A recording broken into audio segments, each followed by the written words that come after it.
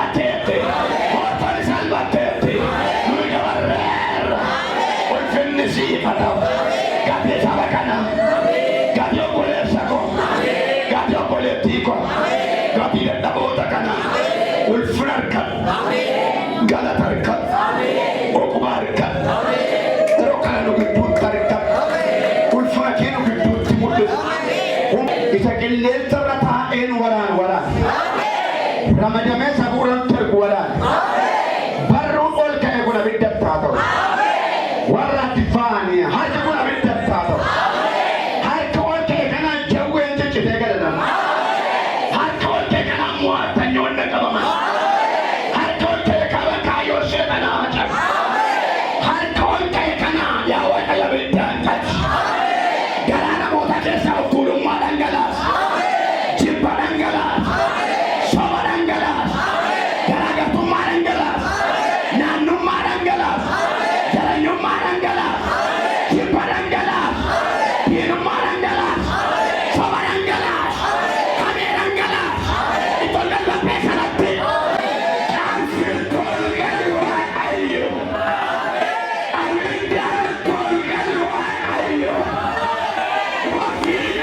Namni kaku hindur koma mamade hindur pamoda badesa sababisa sagale wa kayoti akachera dubikun shero mama bogonna sodomi tokko la posa tidami lama hagali tani afurin dobbis yaimo akaba kate gama kuya salafa la balentima inni mus namota anti sari kate kuya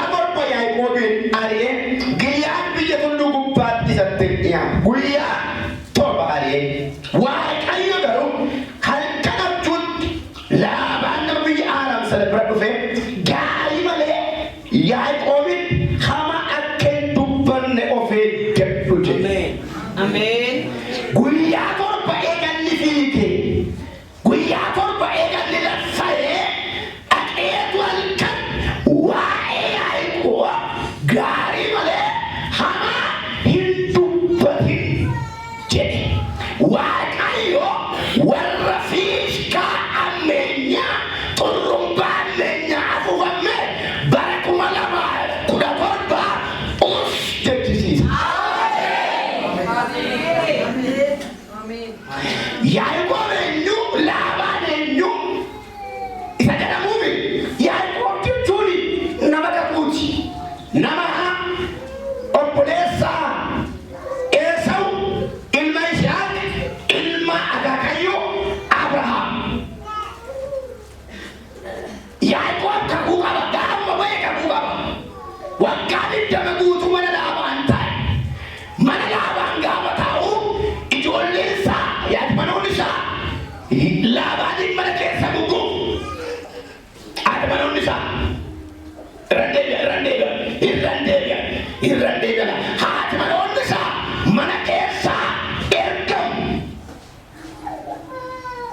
inni immoo bakkeedha horii dursee ergama haadmanoon askarii abbaan manaa askarii maatiin askarii garuu kan guuturra jira.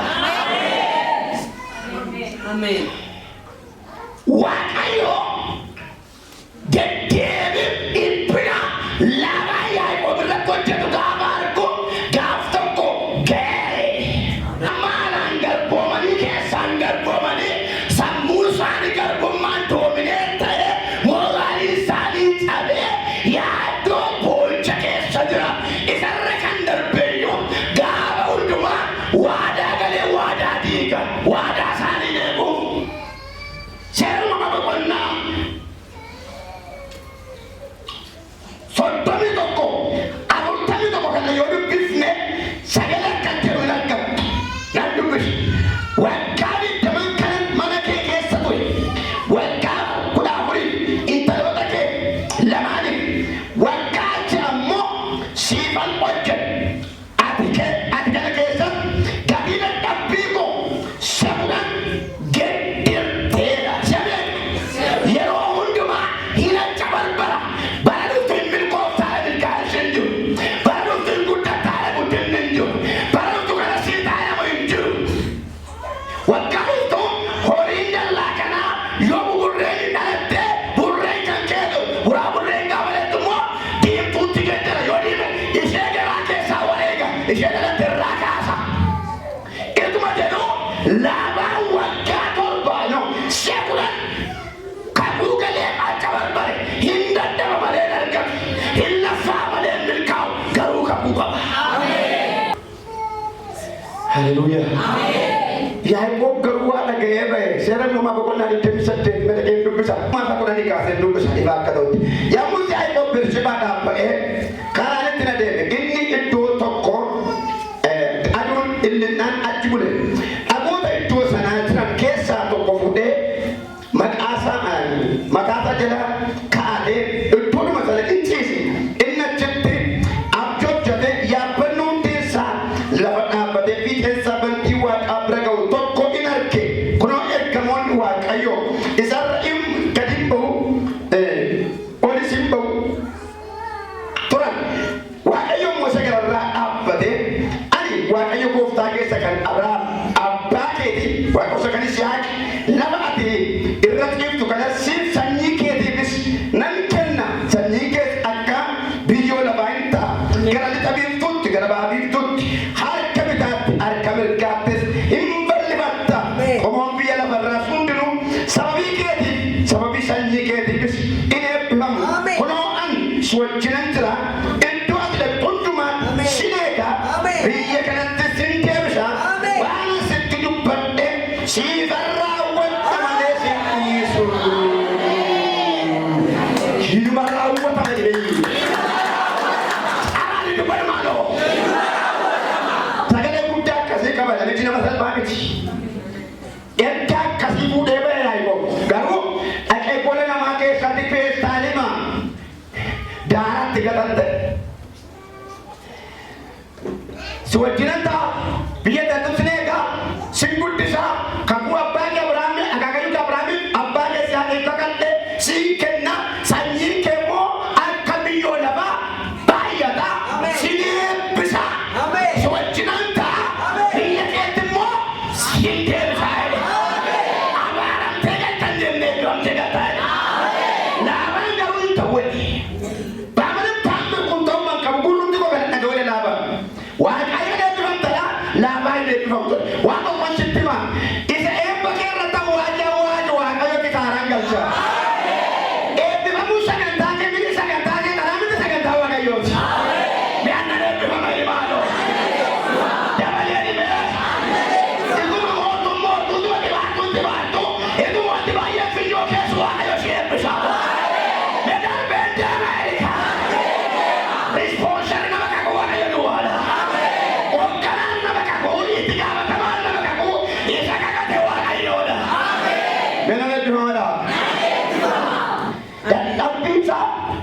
Guyyaa duraalee geddara.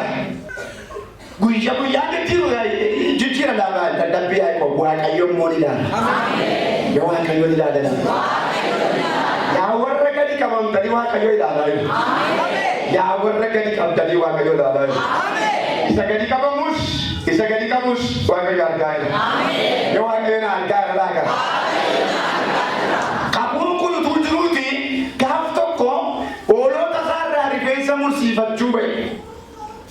Waaqayyo kan jedhe deemnaan Waaqayyo Yaaqoob bira gedhena yeroo ga'eedha qabeenya kee kan itti dadhabde tokko utuu hambisee fudhadhu ijoollee kee fudhadhu haadha manaa kee fudhadhu deebinas wajjinan jira. Hin ga'e gaante Waaqayyo deebinnaan galaana karaadha. Waaqayyo deebinnaan lafa onaan lalisaa. Hin ga'e Yaaqoob ijoollee isaas fudhatee qabeenya isaas fudhatee deeme gaafa guyyaa torbaffaa dhufee dhaga'e Laabaan. Guyyaa torbaffaa gaafa inni galu Yaaqoob maal sokkee eessa ijoollee isaas fudhatee qabeenya isaas fudhatee horii isaas fudhatee baay'inaan ituun jiruu mo'e naannoo maddaa'e namoota ciccimoo dachaafate firoota dachaafate guruuppii dachaafate maal gochuu Yaaqoobiin ajjeesee ijoollee baadha manaa isaa irraa fudhatee deebi'uuf sababa dibaateef inni si hordofarra siin qabaman jedheera. Inni kuma namaa kudha ja'a sadam saa ture lubbuu kee dhala kee gaa'ila kee mana kee nyaachuu jedhee boollee qotaa ture sababa jalaa baateen immoo kuma namaa kudha torbaatti kana fudhatetti baafatu ganama kana ajjeeseera mana keerraa ajjeeseera dhala keerraa ajjeeseera gaa'ila keerraa ajjeeseera dhala keerraa ajjeeseera fayyaa keerraa ajjeeseera dibata keerraa ajjeeseera.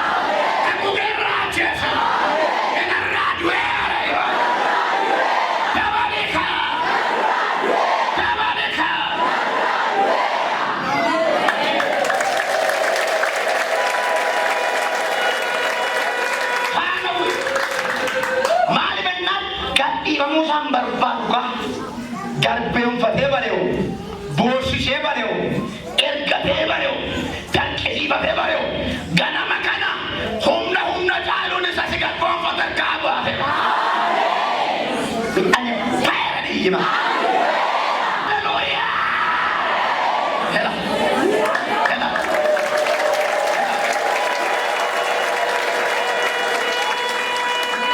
Hallelujah. Yesus jira mau juru. Kan jari.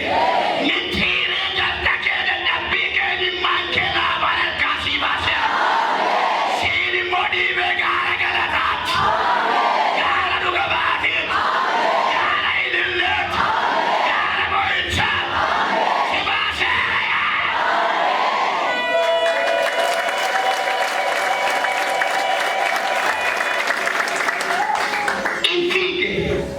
Inni suni Waaqayyoon dhaggeeffachaa deema kakuun ba'e duuka ijoollee baataniiru daa'ima baatu horii oofuu kanaaf ragaa malee deemu inni kun waan baatuun kan waan ta'eef hima fiiga yeroo inni manaa ka'e Waaqayyo isa dadhabdeen jedhe Laabaaniin gaafa guyyaa lammaffaas hin dubbanne sadaffaas hin dubbanne arbaffaas hin dubbanne shanaffaas hin dubbanne ja'affaas hin dubbanne torbaffaatti sa'atii inni bira ga'uu jedhetti dhaqee yaa Laabaan jedhe. Namichi waa'ee Yaaqoobii fedhe amma jalqabii yaada kee gitti yoomi kaasi gaarii malee amaatti dubbattee beekata. Egaa guyyaa torba deebi'e mana tutuutti beekoo turuu ture Waaqayyo diina jamma ishee humna fidhatutti ilaala.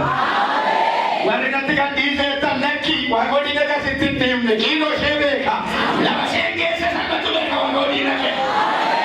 Kafin sitti baay'ate warri gadi qabu sitti baay'ate warri dhokachuu sitti baay'ate warri dhoskamu sitti baay'ate kiiloo dhiiga kee beeka Waaqayyo namatti qisaasu. Hin fiigu malee si duukaa galmangaa. Ne galmangaa jedhi maal? Dabalee ribee. Yaaqoobitti gaarii malee hamaa dubbattee galma dubbatte.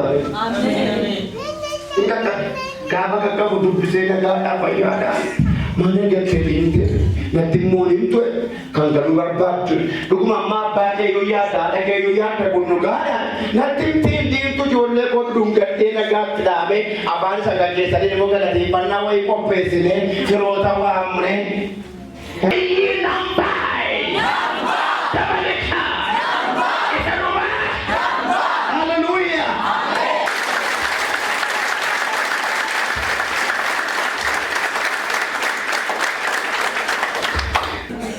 Yesus jira.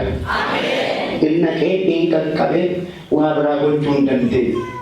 Maal jennaan utunatti himteessa ta'e akkasii ture. Garuullee waa yaadee ture dhumarratti. Waaqa keetii jalatti dhufe. Waaqni kee sa'aatii kana rakkisaa keetti dhufe. Oolichi koo hime. Gatti koo hime. Galedoo koo hime. Hidhamaa hime. Animoo hime. Galataa jedhime.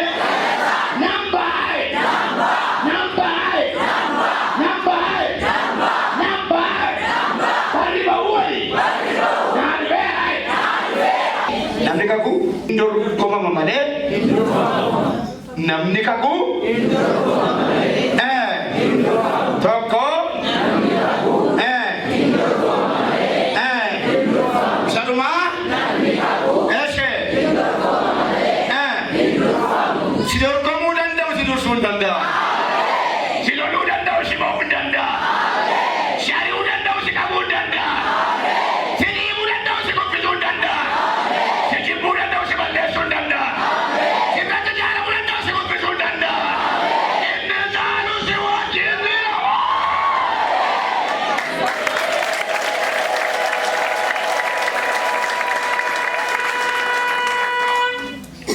Lafa manaa laffa'ee dafqee shan jedhee deebi'e.